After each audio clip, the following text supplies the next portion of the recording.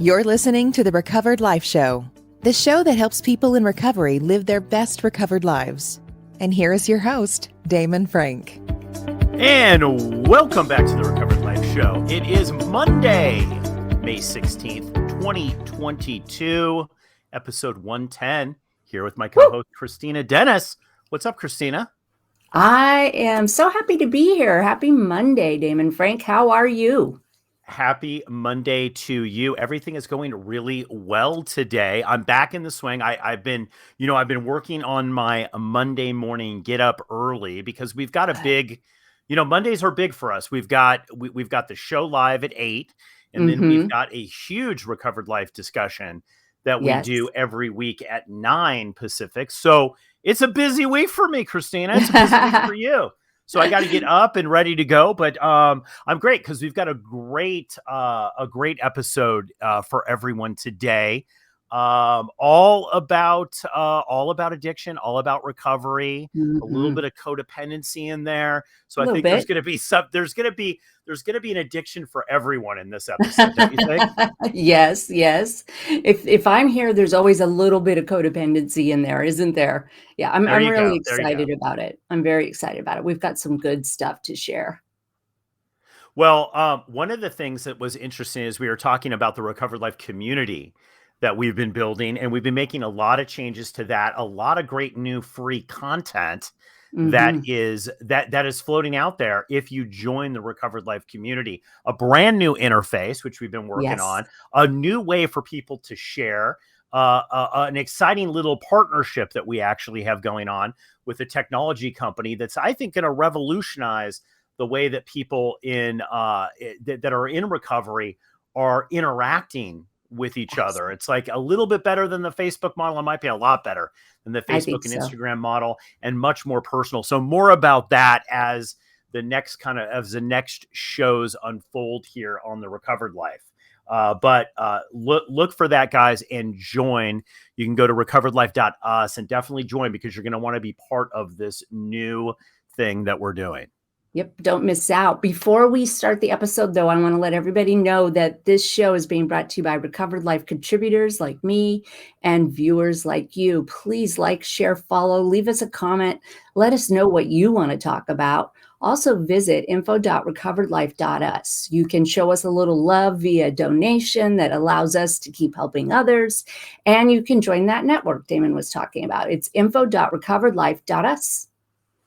Yes, absolutely. Please join. You guys are going to get a lot of value out of it. Christina and I are always on creating additional value and additional content just for people who are members of the community. So don't miss out on that at recoveredlife.us. Christina, great segment here that we've got. You brought this to my attention here. This is an article that you found that basically says, how long does it take the brain to recover from addiction? Tell us a little bit about this article, where you found it, and a little bit of your thoughts. Well, I'm going to tell you that this is one of the best articles that I have ever read, but my print does not say where we got it from. So maybe you can help me out with that. That's okay. I will find okay. It is so informative. And I think that, I'm going to say one of the things that has happened in the last 10 years is that we have discovered the neuroplasticity of our brains. We have started to realize how alcohol and drugs actually affect us. And I didn't know that 25 years ago. I knew what the big book said, that there was a phenomena of craving. I knew that, I drank differently than other people, and they still haven't quite figured out why some brains do get addicted faster than possibly others. But when I discovered this information, and I love the way the article rolls it out, because it's really got everything that you need to know to understand this concept, you start to realize that there's such an effect on your brain, and that it's inevitable for many, many people. I mean, look, we're at 3-4 people out of 10 who have a substance abuse disorder. So let's talk about this. I think the concept was not even a concept. What I learned through this article and many of the other books that I've read is that when you drink, alcohol, our brains always want to bring us to balance. They always want to bring us to what they call homeostasis. And so when you flush your brain with a lot of dopamine, okay, with a ton of dopamine, which is what we know happens when we drink, it's one of the biggest hits of dopamine, your brain will start to adjust and actually produce hormones, chemicals that bring the brain down. It'll actually change our ability to get dopamine in a natural way. And it explained to me, I remember the first time I understood this concept and read it, was that, wow, it's a little more vivid than just alcohol as a depressant. I mean, our brain actually changes after we have alcohol to adjust to it and will not allow us to produce no dopamine. Talk about depression. And when I realized that, and I thought about the anxiety that I had when I thought about not even drinking, or the anxiety my husband had after a binge drinking weekend, I was like, oh my God, are you kidding?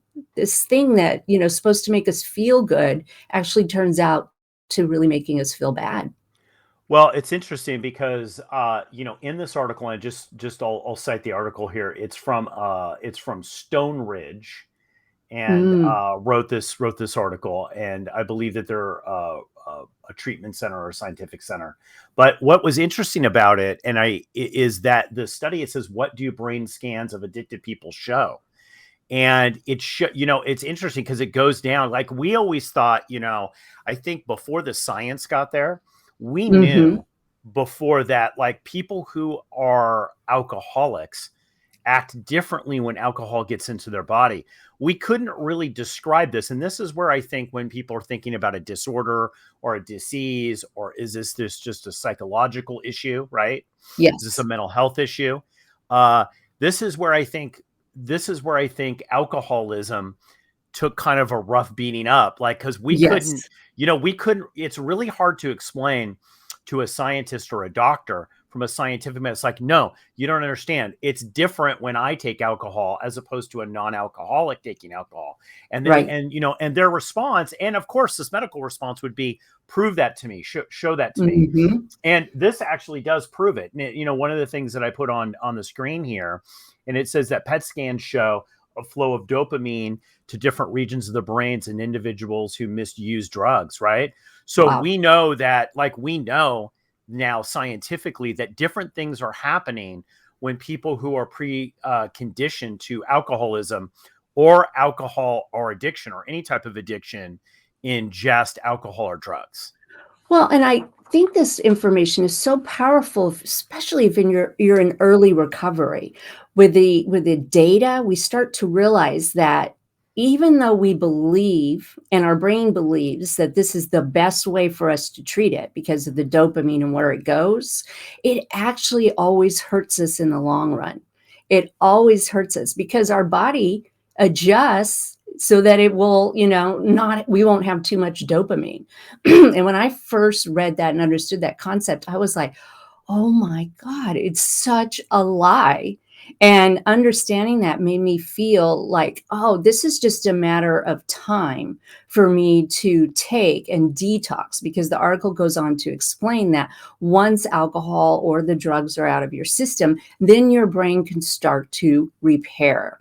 And so I said it. And the reason why I wanted to bring it up today was for anybody who's in that terrible first 6 months, where they Yes. can't understand why they crave something that's killing them, why it feels so scary.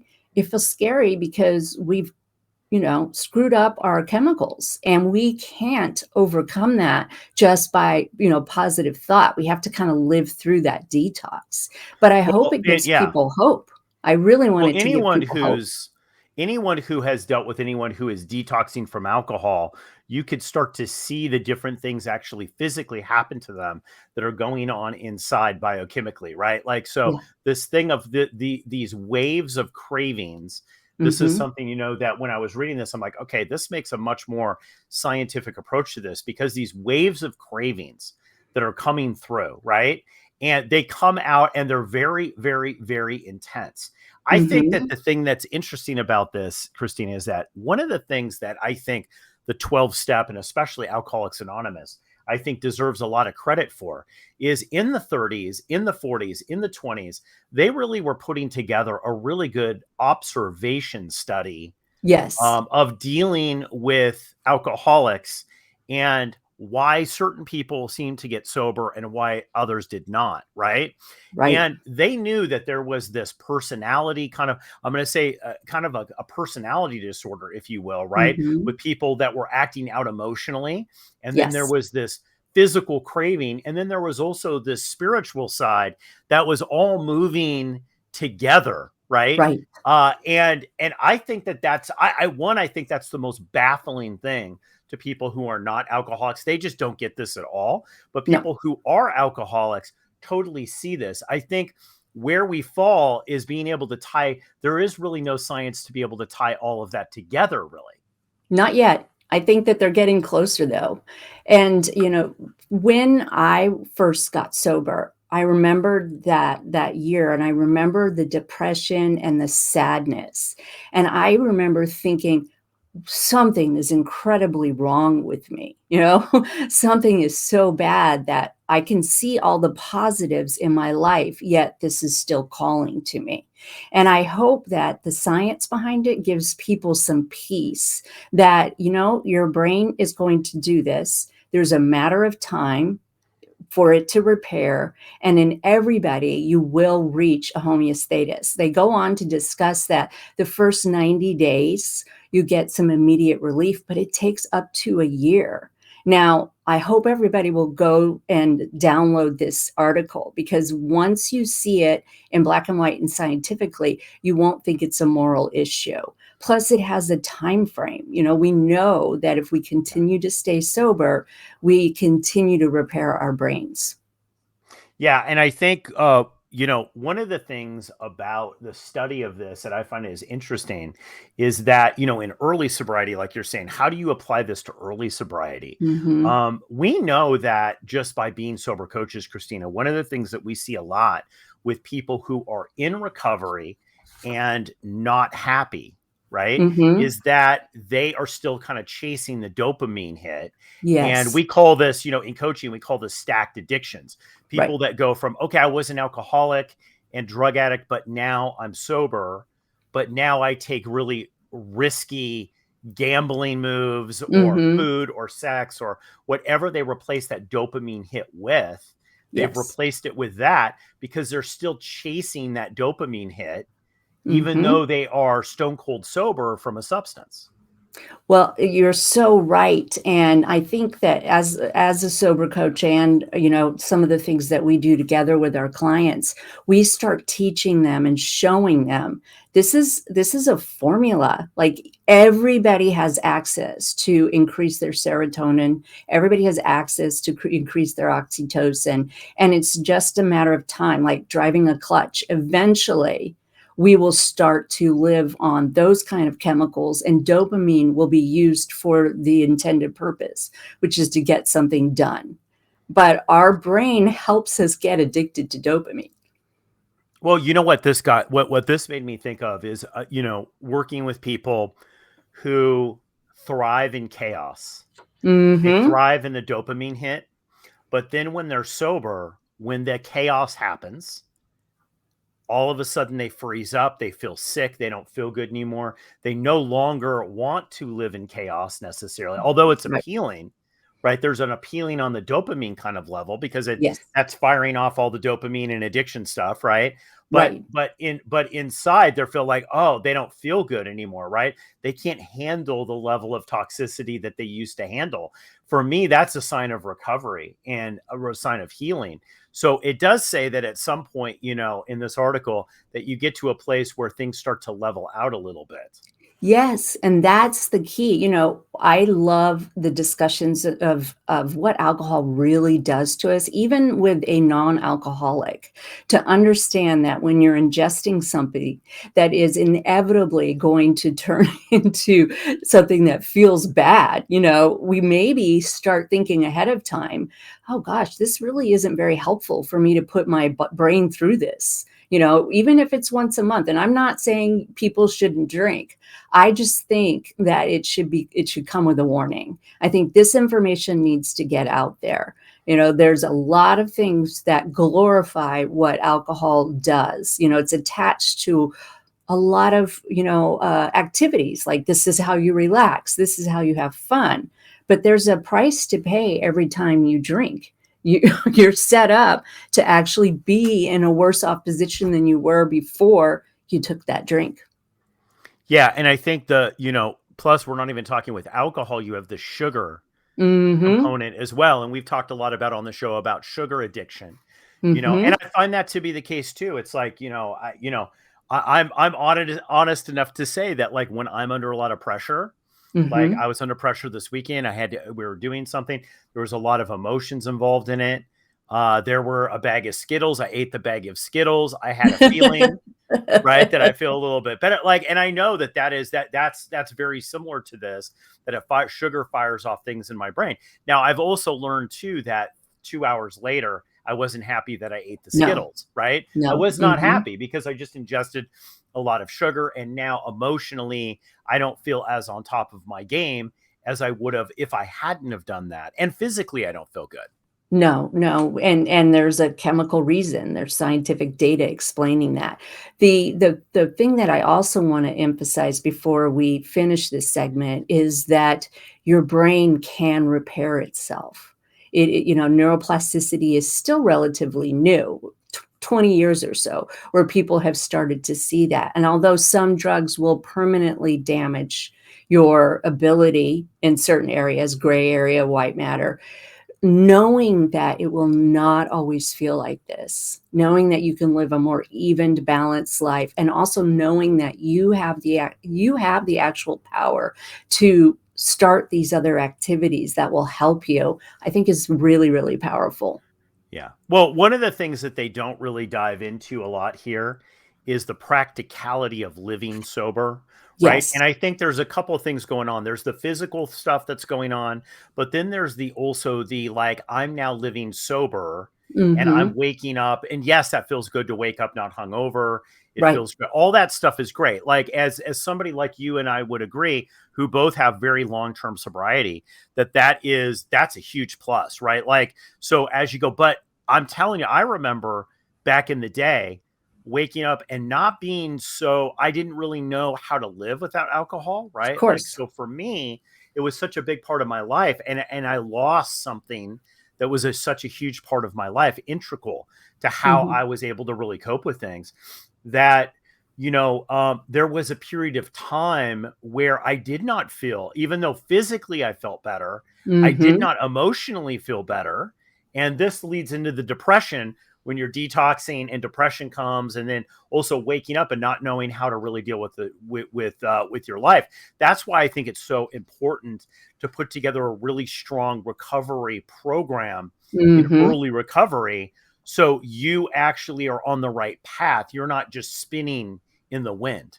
Yeah, and picking up those stacked addictions and not actually teaching your brain and your body how to live in today's world without chemicals. So it's exciting to be sober at this time. And it's really exciting to see, as we report a lot on this show, how much we're learning about our brains. So the power is we have it, even though we're powerless over alcohol, we have a lot of power over the things that we choose to do moving forward. So final thought on this segment: you have the power, Dennis. I love it. Well, this has been a great segment. Everybody, will put a link in the show notes here to how to access this Stone Ridge article. And we've got much more show to come, Christina, Dennis. It's going to be great. We've got another segment coming back. We're going to take a quick little break, and then we're going to be back for the next segment. So definitely hold on. But before we do, I wanted to kind of mention that we mentioned codependency. We mentioned that people suffer from it, but a lot of people are like, what the heck am I going to do about this? What am I going to do about it? And I need to start setting boundaries, but I don't know how. So that's why Christina Dennis put together this amazing 3-day challenge that you can access on recoveredlife.us, and you can get there. The best actually way to do it is to go to info info.recoveredlife.us, and you're going to get custom videos sent to you, and you're going to walk through that first part about how to set up healthy boundaries. So check it out at info.recoveredlife.us. That's info.recoveredlife.us. We're going to be back after this quick break.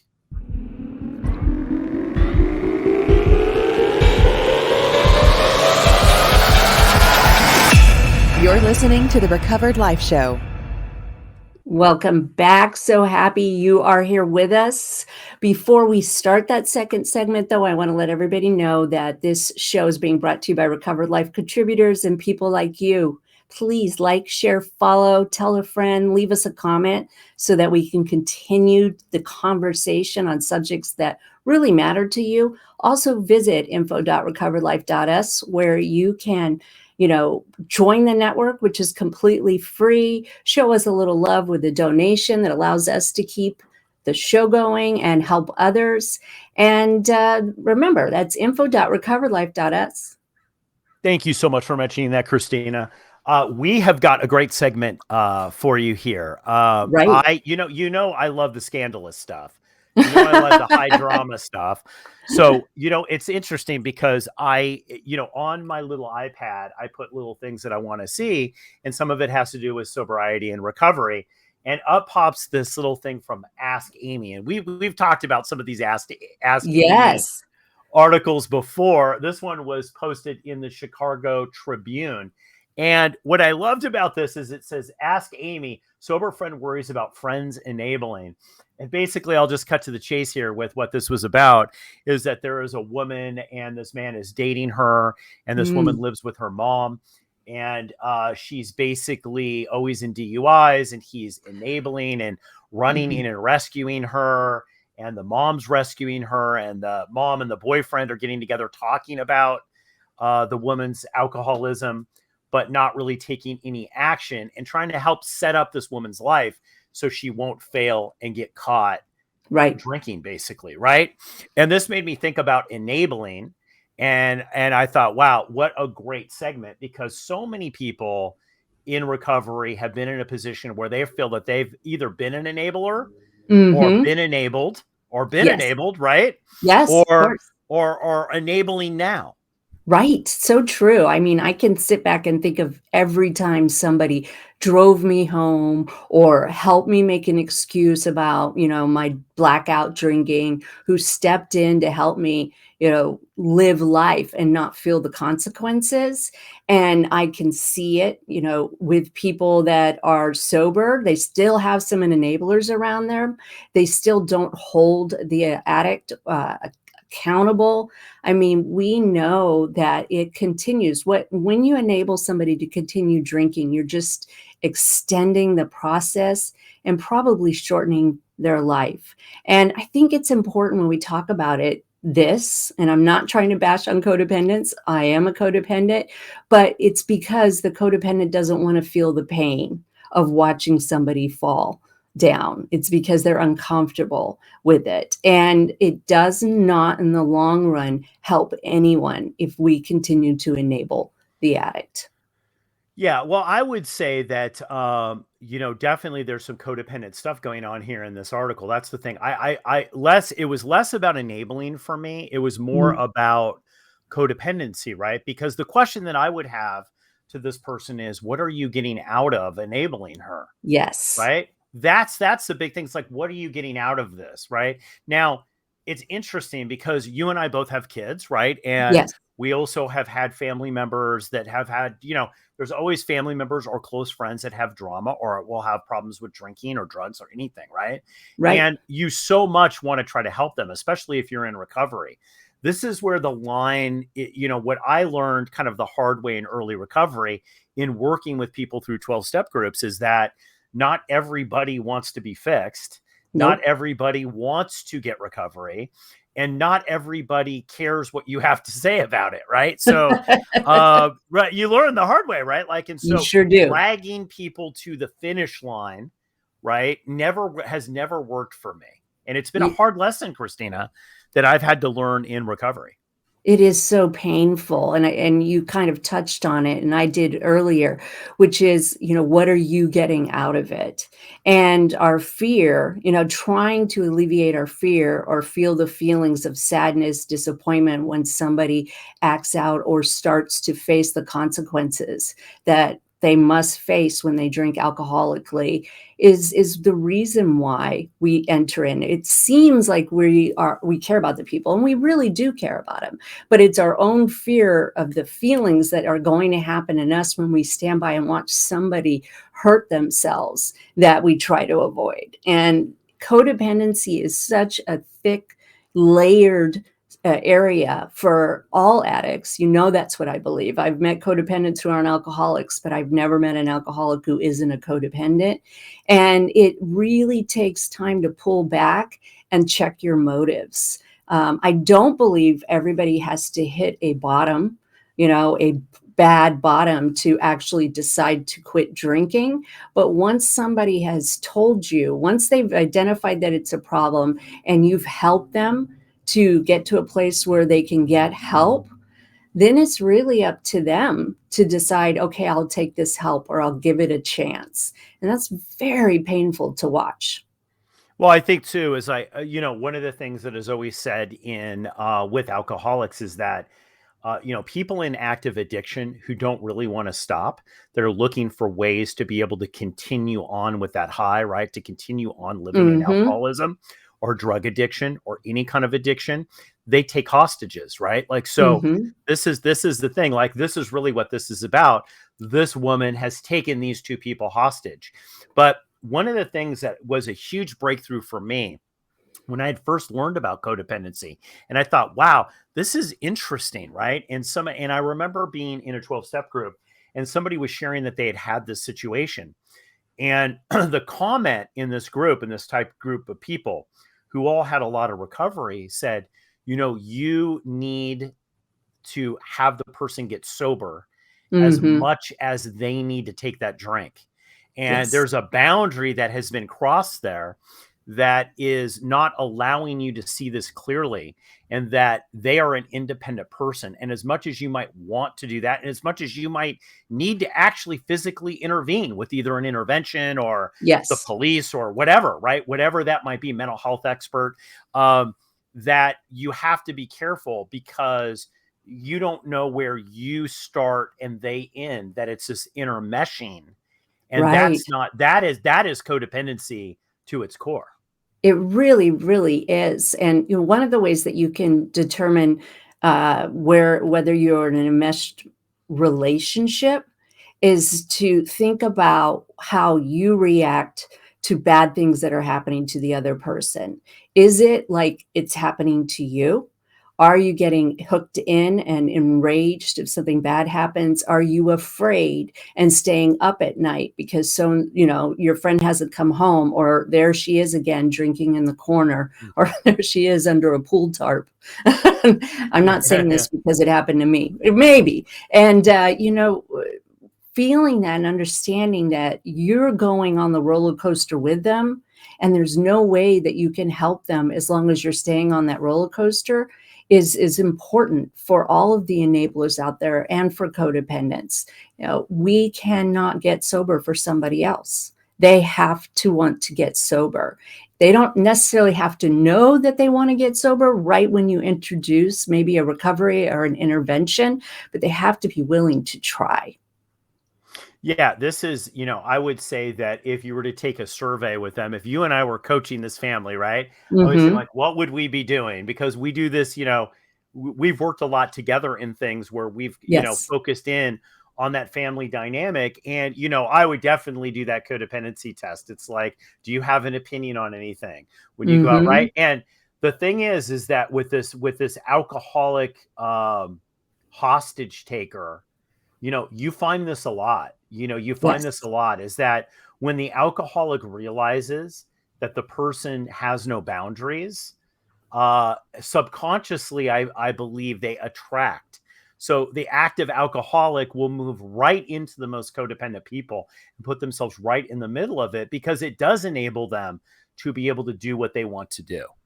Oh, it really does. And, don't forget the alcoholic is codependent as well. So we attract, like water finds like water, right? So we attract those people. We want them in our lives. They help us, they are the ones feeling all the emotions for us so that we don't have to feel them. It's like you see, and we learn this in Al-Anon and codependency recovery, you see that you're just as crazy as possibly the alcoholic, and you're not ingesting a chemical to help you. Yes. It's painful to recognize that as a person who cares about an active alcoholic. It's very painful to see that. But if we do not pull back and focus on ourselves, we are going to continue to allow them to hurt themselves. We're going to be enabling them. We have You to are pull back. 100% right. 100% right. And I was going to say, what would you recommend if you were coaching this family?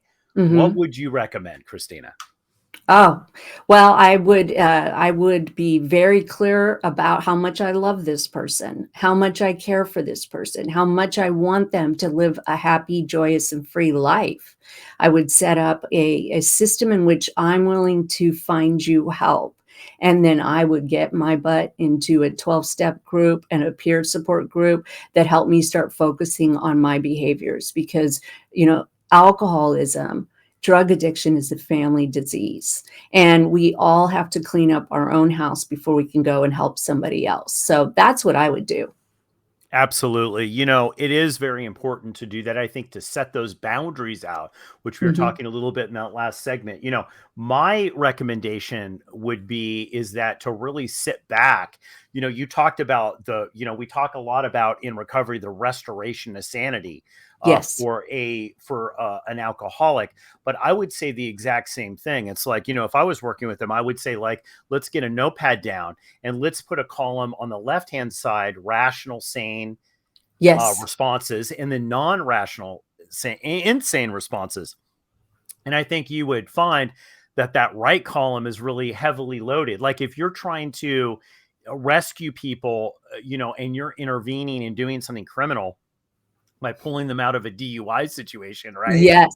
And you're, maybe that's not sane thinking, right? Like maybe that's not the way. And to be able to set these boundaries, like, excuse me, to be able to say like, hey, listen, we can't save you from a DUI. So the Right. next time that you're involved in a DUI, you're going to have to get arrested.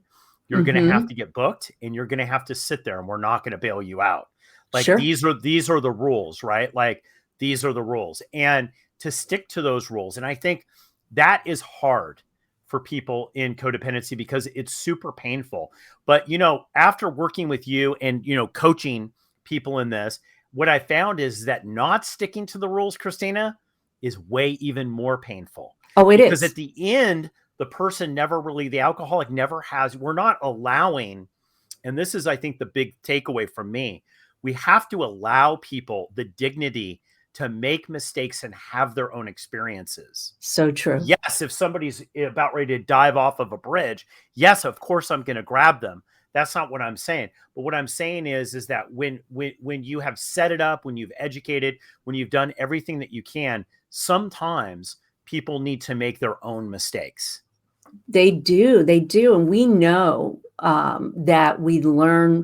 that most people will learn and grow from the mistakes they make. We also know that pain is one of the biggest motivators of change. And so ultimately, if you really love somebody and you want them to have a free life, you want them to be free of pain, you have to allow them to have the pain that they chose and to learn from it. And you have to Absolutely. focus on the pain that you're feeling because of it. Well, we're going to put the links to this Ask Amy article here. I think it's enlightening for everyone and a little bit entertaining, honestly. She always Okay. has really great articles. This has been a great show, Christina. This has been great. I've learned a lot about, I love tackling the science stuff. And I also Mhm. like just the practicality of the show because we Yes. always bring stuff out. That's one thing, when we decided to revamp the Recovered Life show, I really wanted to make it conversational about what we're really talking about behind the scenes, right? And this is what we're talking about behind the scenes, just things that we've read, things that we've observed. And, what makes the Recovered Life show even better is when you like, share, and comment. So we're Please. definitely going to ask you to do that. It helps so much, right, Christina? I mean, It really to does. see the comments and the shares and the likes, it shows other people that that this content is important. It is so important. We know that alcoholism is touching everybody's life. And so bringing it out into the light and taking the shame away from it is going to really make us all better people. And it does make it more fun whenever you comment and let us know what you're thinking. Absolutely. And head on over to recoveredlife.us. That's recoveredlife.us. Become a member, join in on the conversation, and talk with Christina and I personally. You get access to us personally on recoveredlife.us. Okay, Christina, episode 110, Monday, May 16th, 2022, in the can. We'll see you guys Yay. on Wednesday. Bye. Keep the conversation going. Join Recovered Life, a community of like-minded people who are looking to live their best recovered lives. Membership is free, and you can apply at recoveredlife.us.